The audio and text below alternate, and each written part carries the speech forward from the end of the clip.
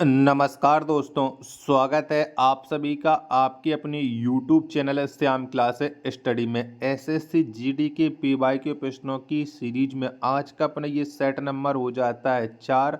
और आज का जो अपना पेपर है वो पेपर है 13 फरवरी 2019 की प्रथम पाली का। तो आज के इस पेपर में जितने जीके जीएस के 25 प्रश्न पूछे गए थे मैं आपको कराने वाला हूं। और जो पुस्तक है वो पुस्तक है किरण पब्लिकेशन की। इसमें 130 पीवाई के प्रश्नों की सेट दिए गए हैं। तो अगर आप अच्छा स्कोर करना चाहते हैं तो इन 130 सेटों को अगर आप लोग कर लेते हैं तो मैं गारंटी के साथ कह रहा हूँ कि आपका अच्छा स्कोर हो जाएगा।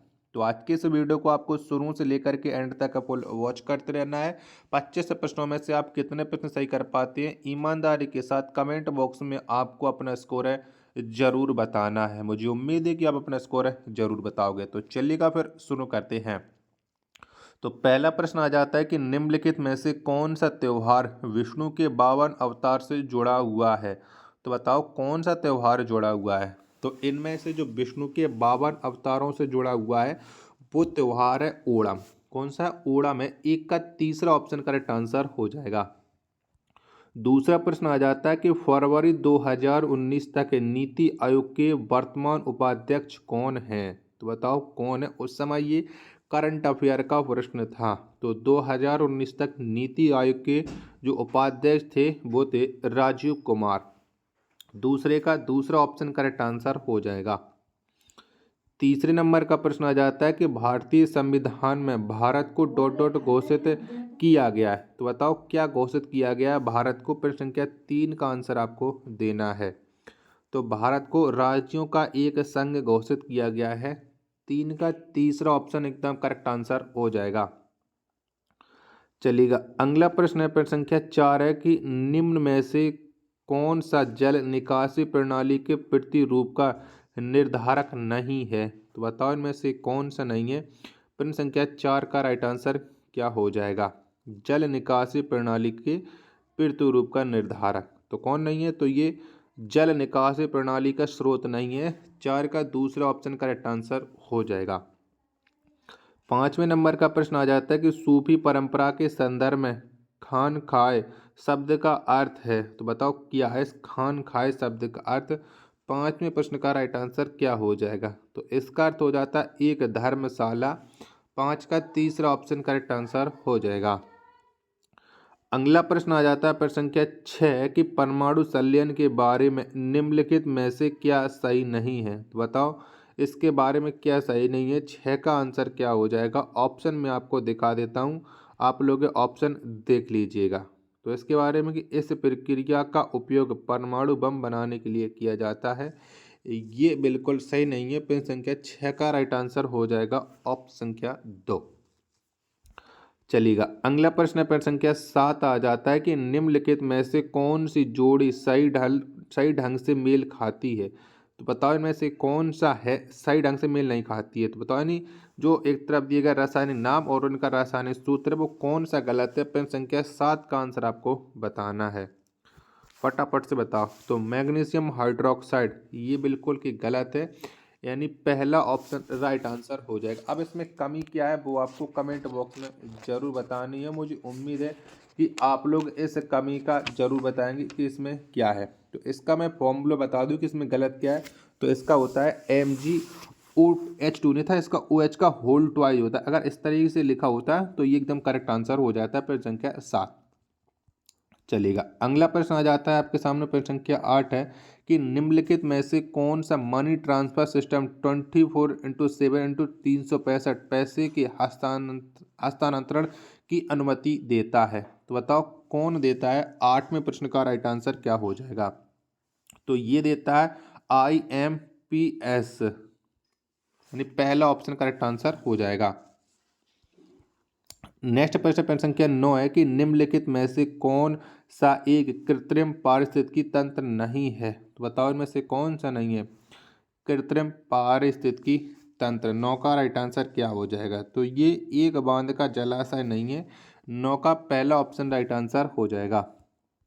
10वां प्रश्न आ जाता है कि निम्नलिखित में से किसे भारत का पहला मानव अंतरिक्ष यान कार्यक्रम करार दिया गया। तो बताओ किसे करार दिया गया? प्रश्न संख्या 10 का आंसर आपको देना है।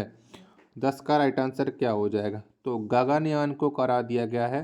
दूसरा ऑप्शन एकदम इसका राइट आंसर हो जाएगा। चलेगा, अगला प्रश्न आ जाता है प्रश्न संख्या 11 है कि निम्नलिखित में से कौन सा हड़प्पा शहर नहीं था? तो बताओ इनमें से कौन सा है जो हड़प्पा शहर नहीं है? 11वें प्रश्न का राइट आंसर क्या हो जाएगा? फटाफट से बताओ प्रश्न संख्या 11 का राइट आंसर। तो मेहरगढ़ नहीं है। तीसरा ऑप्शन देने वालों का सभी का राइट आंसर हो जाएगा। 12वें नंबर का प्रश्न आ जाता है कि डॉट डॉट को नोबेल शांति पुरस्कार 2018 से सम्मानित किया गया। तो बताओ शांति का नोबेल पुरस्कार 2018 में किसे मिला था? 12वें प्रश्न का राइट आंसर क्या हो जाएगा? तो ये नादिया मुराद को मिला था। पहला ऑप्शन राइट आंसर हो जाएगा। 13वें नंबर का प्रश्न आ जाता है किस भारतीय क्रिकेटर ने 2018 के बाद साल के अंत में MRF tyres ICC test player ranking में शीर्ष स्थान प्राप्त किया? तो 2018 में किसने प्राप्त किया था ये आपको बताना है। उस समय ये करंट का प्रश्न था। तो ये प्रथम स्थान प्राप्त किया था विराट कोहली ने। पहला ऑप्शन राइट आंसर हो जाएगा। वर्तमान समय विराट कोहली किसी भी टेस्ट फॉर्मेट में नहीं चल रहे हैं। 14वें नंबर का प्रश्न आ जाता है कि निम्नलिखित में से कौन सा नीले लिटमस को लाल कर देता है? थोड़ा यहाँ पर टाइपिंग मिस्टेक हो गई है, बताओ फटाफट से। बताओ कौन से नीले लिटमस को लाल करता है? 14वें प्रश्न का राइट आंसर क्या हो जाएगा? तो ये सिरका कर देता है। पहला ऑप्शन करेक्ट आंसर हो जाएगा। चलिएगा, अगला प्रश्न आ जाता है आपके सामने प्रश्न संख्या 15 कि भीमबेटका एक विशाल धरोहर स्थल के लिए जाना जाता है। तो बताओ भीमबेटका ये किसके लिए जाना जाता है? क्योंकि ये भीमबेटका की गुफाएं हैं और ये मध्य प्रदेश राज्य के रायसेन जिले में स्थित हैं। क्योंकि भीमबेटका किस लिए जाना जाता है? तो ये प्रागैतिहासिक शैलाश्रय के लिए जाना जाता है। 15 का दूसरा ऑप्शन करेक्ट आंसर हो जाएगा। 16वें नंबर का प्रश्न आ जाता है कि निम्नलिखित कथनों में से कौन सा मायोपिया के बारे में सही नहीं है? यानी गलत कथन छांटना। मायोपिया के बारे में मैं झूम करके छोटा कर देता हूं जिससे आपको चारों ऑप्शन स्पष्ट रूप से दिख जाए। और मुझे उम्मीद है कि आपको ये चारों ऑप्शन है आराम से दिख रहे होंगे। आपने सभी ऑप्शन पढ़ भी लिए होंगे और इसका राइट आंसर आप लोगों के द्वारा डिसाइड भी हो चुका होगा। तो प्रभावित आँख में दूर की वस्तुओं की छवि रेटिना पर बनती है, ये कथन बिल्कुल सही नहीं है। 16 का तीसरा ऑप्शन राइट आंसर हो जाएगा। 17वें नंबर का प्रश्न आ जाता है कि उड़ीसा में बिंगरा क्या है? तो बताओ क्या है उड़ीसा में? तो उड़ीसा में जो बिंगरा है यह कांटा और जलाना कृषि का एक स्थानीय नाम है। यानी 17 का चौथा ऑप्शन राइट आंसर हो जाएगा। अगला प्रश्न प्रश्न संख्या 18 आ जाता है कि निम्नलिखित में से किस विकल्प को भारत में लोकतंत्र का तीसरा स्तर भी कहा जाता है? तो बताओ किसे कहा जाता है लोकतंत्र का तीसरा स्तर? 18 का राइट आंसर क्या हो जाएगा? तो ये स्थानीय स्वशासन को माना जाता है। 18 का तीसरा ऑप्शन राइट आंसर हो जाएगा। 19वें नंबर का प्रश्न आ जाता है कि निम्नलिखित में से किस शासक ने 2.5 दिन का झोपड़ा नामक मस्जिद का निर्माण किया? तो बताओ किसने किया था 2.5 दिन के झोपड़ा का निर्माण? 19वें प्रश्न का राइट आंसर क्या हो जाएगा?